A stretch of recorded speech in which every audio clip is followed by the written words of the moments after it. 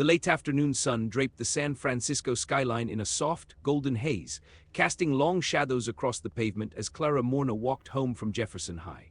Her canvas tote, worn at the seams, clung to her shoulder, filled with student sketches, lesson plans, and a half-eaten sandwich she hadn't touched during her rushed lunch break. She moved quietly through the Mission District, blending in like a whisper among the noise, unnoticed, unassuming. The world didn't look twice at Clara, not anymore. Clara had learned to live with invisibility. She didn't seek attention and she didn't tell stories. Her life was predictable: teach, walk home, paint, sleep. The worn brushes and half-filled canvases in her apartment were the only remnants of who she once was before she turned her back on the art world for good. That Thursday evening, as the wind began to cool and traffic thickened with impatience, Clara opened her mailbox and pulled out a thin envelope, handwritten, elegant. Inside was a single cream-colored card. "You are cordially invited to the annual Bay and Pacific Art Auction, featuring works from celebrated and anonymous West Coast artists. Saturday, 7 p.m. Pacific Modern Gallery, San Francisco. Curated by Evelyn Park." Clara's breath caught. Evelyn Park, she hadn't heard that name in years. The gallery lights were always too bright. That's what Clara remembered most about them, how they made the paintings feel sterile, disconnected from the passion behind them. That thought echoed as she stared at the invitation, the crisp serif font vibrating in her trembling hands. Evelyn had been one of her students, sharp-eyed, relentless, ambitious. Clara had taught her during her early teaching years, back when she still believed she could balance her classroom life with her dreams of being an artist. They hadn't spoken in almost 12 years. Why now? Clara placed the card on her kitchen counter, beside a stack of unpaid bills and a chipped coffee mug filled with stiffened brushes. She stared at it as if it might vanish. The Pacific Modern Gallery stood like a temple on Post Street, tall glass windows, silver trim, minimalistic banners fluttering in the breeze. Clara stepped out of the rideshare car, her thrifted navy dress clinging awkwardly to her frame. She hadn't been to a gallery event in over a decade. As she entered, the noise swallowed her. Murmurs, clinking glasses, murmured names dropped like trophies. Berkeley MFA, class of '01. Sold at Sotheby's for $85,000 last month. Yes, Hargrove's coming. Harvard has his own wing at the museum in Boston. Clara stood by the corner wall, sipping sparkling water. Her heart pounded against her ribs like it was trying to escape. She recognized none of the faces. They didn't recognize her either, until she saw Evelyn. Now in her early 30s, Evelyn Park moved through the crowd like a conductor, dressed in structured black, her short hair slicked back, smiling that practiced, confident smile. When their eyes met, Evelyn paused, then she crossed the floor. "Clara," her voice cracked slightly, "you came."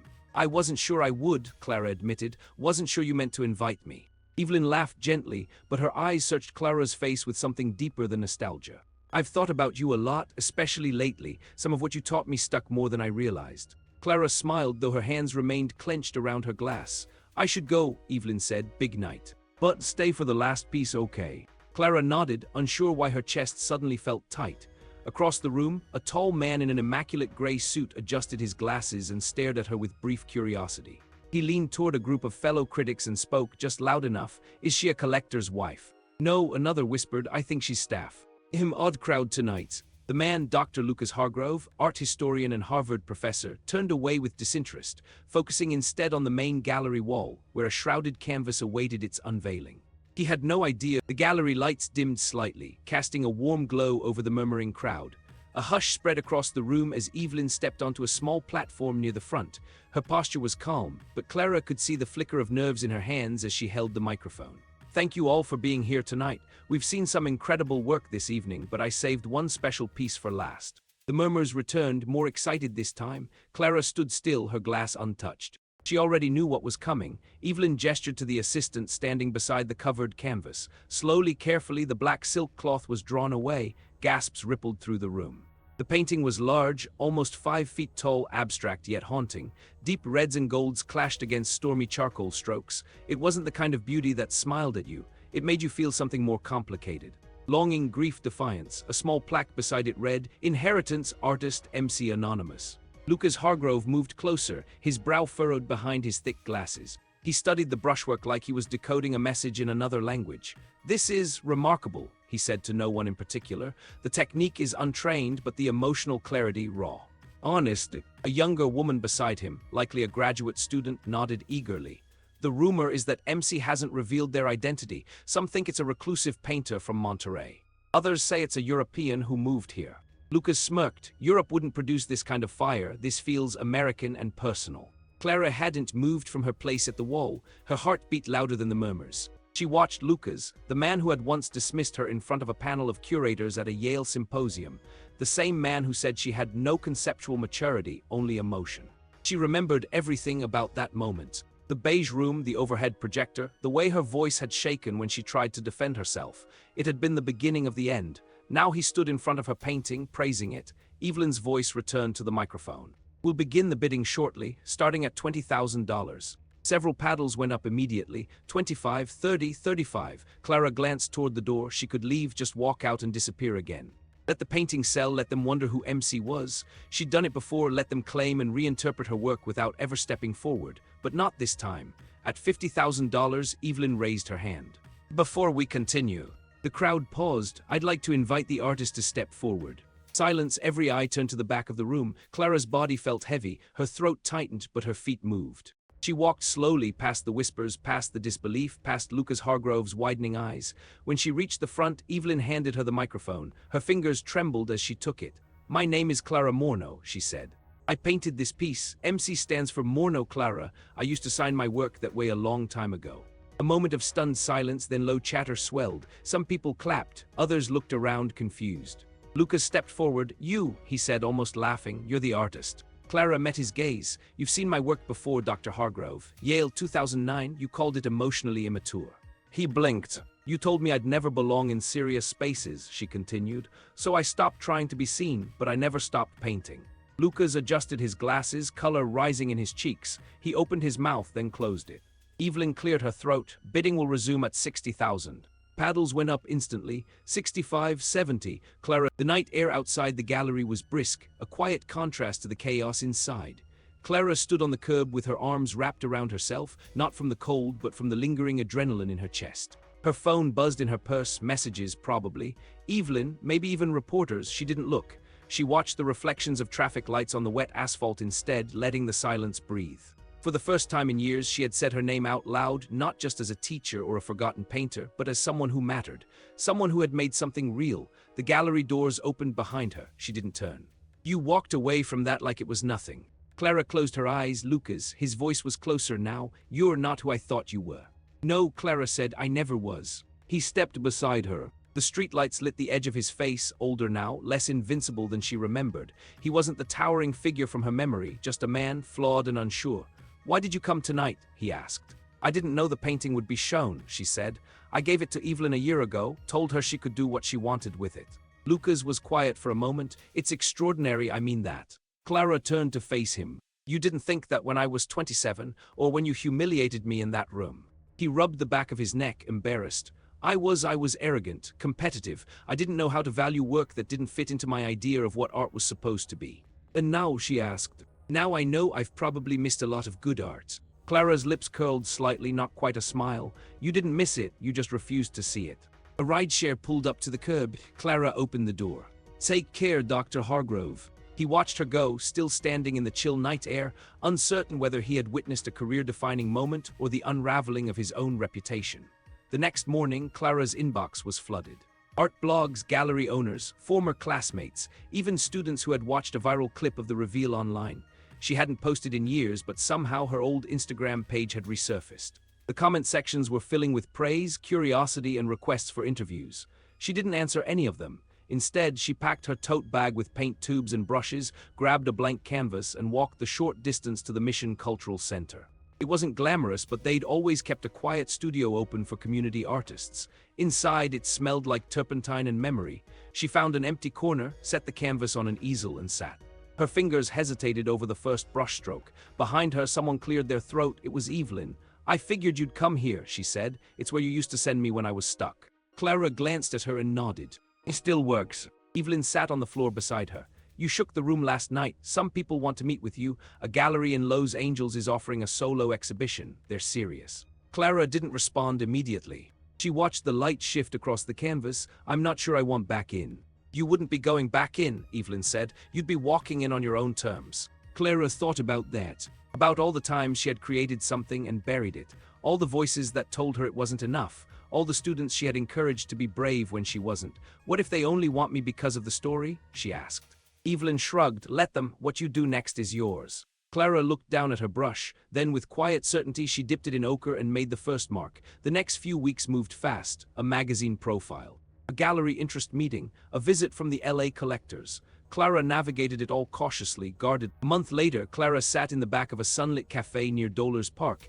flipping through the proofs of her upcoming exhibition catalog. The gallery in Los Angeles had offered her full creative control, a surprise she hadn't expected and almost didn't trust. But after 2 long calls and a quiet visit to the space, she'd agreed. The show would be called Still Here. She didn't choose the title to make a statement, it was just the truth. Across from her, Evelyn sipped a cappuccino, glancing over the printed pages. "They wanted something louder," she said, flipping to a page that featured a painting called Nest, "but I told them this is who you are. There's tension in the quiet." Clara nodded. She didn't need to explain her work to Evelyn, she never had. There was something about having taught someone who later became your peer. It created a strange, silent trust. "Do you regret walking away when you did?" Evelyn asked. Clara looked out the window. Children were playing on the grass. A man walked a golden retriever. People laughed without urgency. "I regret letting other people define the terms," she said, "but not the break. I needed it. I wouldn't have survived the way they wanted me to." Evelyn nodded. "That's what makes this powerful. The comeback isn't revenge. It's clarity." Clara smiled faintly. "Let's hope the critics agree." "They will, and if they don't, screw them." For a moment they were just 2 women in a cafe, talking art like old friends, not a curator and her former teacher, not a survivor of the art world and its gatekeepers, just women who still believed that making something honest was enough. 2 weeks later, Lucas stood in front of a classroom in Cambridge, Massachusetts. The projector behind him displayed Inheritance in crisp resolution. He cleared his throat. "This piece, by Clara Moreno, formerly known by the pseudonym MC, is an example of emotional abstraction rooted in personal exile." The students scribbled notes. He didn't mention that he'd once dismissed her work, or that his name had been quietly removed from the guest list at her LA show. He didn't mention that every major West Coast critic had praised her return, or that one reviewer had described Inheritance as a painting that dared to grieve without asking permission. Instead, he lectured about form, color tension, post-minimalist influence. It was safe, academic, predictable, but as the lights dimmed for the next slide, one student raised her hand. "Professor, didn't she used to be one of your students?" Lucas hesitated, briefly, years ago. The student tilted her head. "Did you know it was her work when you saw it at the auction?" He didn't answer. In Los Angeles, the gallery buzzed with opening night energy. Clara stood near the back wall, surrounded by faces she didn't recognize and didn't need to impress. Her paintings hung like quiet conversations, each one a fragment of the years she had lost and reclaimed.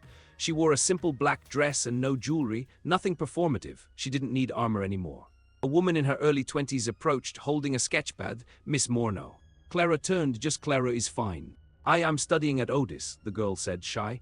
"Your work, especially Nest, it made me feel like it's okay to be angry and soft at the same time.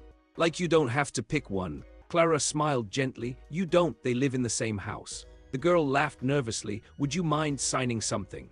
Clara nodded, and they moved to a quiet corner where she signed the girl's sketchpad with a short note. "Stay honest, that's all that matters." Later that night, long after the gallery had emptied and the city had gone to sleep, Clara walked alone along the edge of the Pacific. The waves crashed softly, rhythmic and steady. She thought about all the years she had been invisible, all the people who mistook her for someone small, all the rooms she had exited quietly, believing she had failed. In the weeks following the Los Angeles exhibition, Clara's life shifted in subtle but unmistakable ways. Her mornings still started with coffee in her quiet apartment. She still walked through the mission with her tote bag slung over her shoulder. And she still taught at Jefferson High, though now, students whispered excitedly when she passed, and strangers occasionally peeked into her classroom during after-school hours, pretending they were lost. The press had moved on to newer stories, hungrier headlines, but the real shift came not from the noise, it came from the silences, the way people looked at her now, the way her inbox held more invitations than bills, the way she no longer felt like she owed anyone an explanation. Clara used to walk with her head down. Now she watched the world as it moved and met its gaze without fear.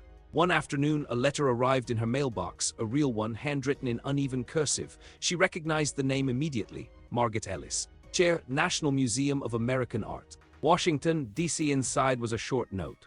"Miss Moreno, your work has been discussed here for some time. We'd like to invite you to be part of an upcoming exhibition titled Unseen Hands, Women Who Walked Away. If interested, we'd be honored to fly you in for a private preview. With respect, Margaret." Clara read the letter 3 times. She hadn't expected this, and yet somehow she wasn't surprised. A week later, she arrived in DC, where the air was heavier and the buildings held a different kind of silence, the institutional kind. The museum was a blend of polished marble and curated reverence, a place that had always felt like it belonged to other people. But as she walked through the halls toward the main gallery, she saw her own painting, Inheritance, displayed with quiet pride on a central wall, its plaque now featuring her full name. Clara Moreno, California, born 1977, she stood in front of it for a long time, arms folded. People passed behind her, whispering, wondering if she was staff or security. Then Margaret arrived, older than she expected, with deep-set eyes and a thoughtful stillness to her voice. "We should have found you sooner," she said. "You weren't looking," Clara replied, without resentment, "just fact," Margaret nodded. "The system was designed to overlook you." "I know," Clara said, "I just didn't let it finish the job." That evening, Clara sat alone in her hotel room, the city glowing quietly outside the window. She didn't feel triumphant. She felt still, whole for the first time in years. The museum exhibition would happen in the spring. She'd be one of 15 women, some emerging, others rediscovered, all with stories of disappearance and return. It wasn't justice. It wasn't a fix, but it was acknowledgement, the kind that didn't ask her to become someone else. She pulled out her sketchbook and began to draw, no pressure, no audience, just the rhythm of her own hand, the gentle scratch of pencil against paper, the freedom to create without performance. Meanwhile, back in San Francisco, Evelyn sat in her office, staring at a new painting Clara had sent, a soft, abstract piece titled Quiet Room. Lucas had emailed her the week before. He wanted to publish an essay about Clara, to reframe her work in the broader context of 21st century American resilience. Evelyn didn't respond. Clara didn't need his permission, or spring arrived gently in San Francisco, bringing with it pale skies and the scent of cherry blossoms from the few scattered trees that bloomed along the sidewalks. Clara stood at the open window of her classroom, watching her students pin their final projects to the corkboard. They talked loudly, laughed easily, their energy bouncing off the walls. None of them cared that their teacher's work now hung in a national museum. That was never why she taught. It was nearing the end of the school year. The walls were covered in paint smudges and careless pencil marks, the best kind of mess. She moved among the desks with sleeves rolled up, helping one student refine the curve of a portrait, reminding another that white space was not the enemy. It was a day like any other. That's what made it beautiful. At lunch, she walked to the faculty lounge and found a package waiting in her mailbox. A thick envelope, heavy with something solid inside. The return address was unfamiliar. She opened it slowly, sitting alone at the table. Inside was a printed article, a journal essay from the American Review of Art History. The title read, "The Unseen Architect. Clara Moreno and the Art of Withholding," by Lucas Hargrove, Ph.D. Clara scanned the first few lines. It was surprisingly humble. He had told the truth. Not just about her work, but about himself, the role he played in dismissing her. He had even quoted her words from the auction without editorializing. He hadn't sent a letter, just the article. She placed it back into the envelope and set it aside. She didn't need his redemption, but she appreciated the attempt. Weeks later, she stood in the National Museum of American Art again, not for a private viewing this time, but for the opening of the Unseen Hands exhibition. The gallery was full. Reporters, curators, artists, families. Clara wore a simple cream suit and soft shoes. She stayed close to the edges of the room, watching others pause in front of her painting. Some took photos. Others stood silently, trying to decode its layers. One older woman, a sculptor from Detroit, leaned close and whispered to her, "They almost erased all of us." Clara nodded. "Almost." Evelyn arrived late, breathless in black and gold. They embraced tightly without needing to say much. Later, when the speeches began and names were read, Clara's was one of the last. People clapped. But she wasn't listening for that. Instead, she watched a teenage girl in the crowd standing quietly by Inheritance. The girl was sketching, not with a phone, with a pencil. That's what mattered. That summer, Clara finally moved studios. She found a quiet warehouse space just outside the city, near an old train yard. It wasn't polished or high-end, but the light was perfect in the morning and the windows didn't lock. She painted barefoot most days, radio humming in the background, canvas after canvas filling the space. Her work had changed. It wasn't angrier or softer, just freer. She still refused interviews. She still signed her pieces MC when she felt like it. But people knew who she was now. More importantly, she did. One evening, as the sun dipped low over the tracks, she finished a painting, a large, abstract piece with a deep red center, like something burning and survived. She sat cross-legged on the floor, staring at it. It wasn't her best work, but it was honest, and that was enough. Clara Moreno never tried to become famous. She only tried to stay true. In a world that asked her to shrink, she chose